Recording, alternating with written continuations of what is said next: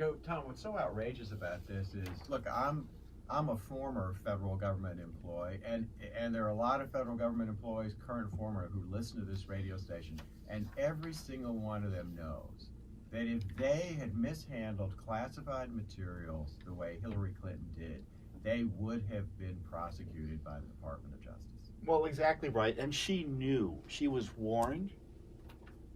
In this batch of emails, she talks about having to get a secure computer. So she knew that she was handling sensitive information. And on top of this, the emails show she's getting emails again from Sidney Blumenthal, the nasty kind of a conspiracy theorist, worked at the Clinton Foundation. Even the Obama White House didn't want him in the State Department, so she secretly was taking advice from him. And he sends her some virulent anti-Israel conspiracy theory, Israel government's colluding with the Jews here in America type email. Lanny Davis, the Cohen lawyer, friend of Hillary, he's sending her obsequious emails. On top of that, you've got Clinton Foundation people working with the State Department as well. Remember, we were told Clinton Foundation would have nothing to do with the State Department. So it's good reason they wanted to hide this material from us, and it's a reason that a court on another case has authorized us to begin taking testimony from Clinton email witnesses about what was going on here. Was all of this designed to avoid the Freedom of Information Act? No, of course not. The court wants to know that. And where's the Justice Department? Where's Congress?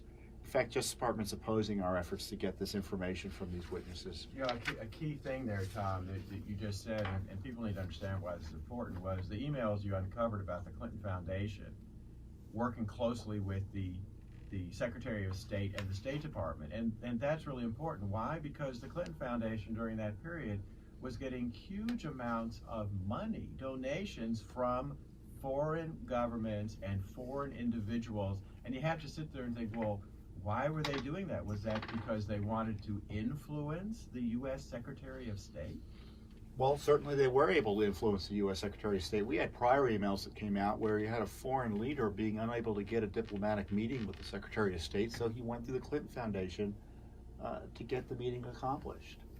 And on top of that, you obviously had all of this Uranium One type money, Russia money flowing into the Clinton Foundation, including a personal speech that Bill Clinton made that netted them personally $500,000 from a firm associated with Uranium One in Russia, a government entity essentially. There's a lot here to investigate, and is Attorney General Barr going to ratify the corrupt decisions of Lynch, the Attorney General under Obama, and James Comey? I think that's the question of the day.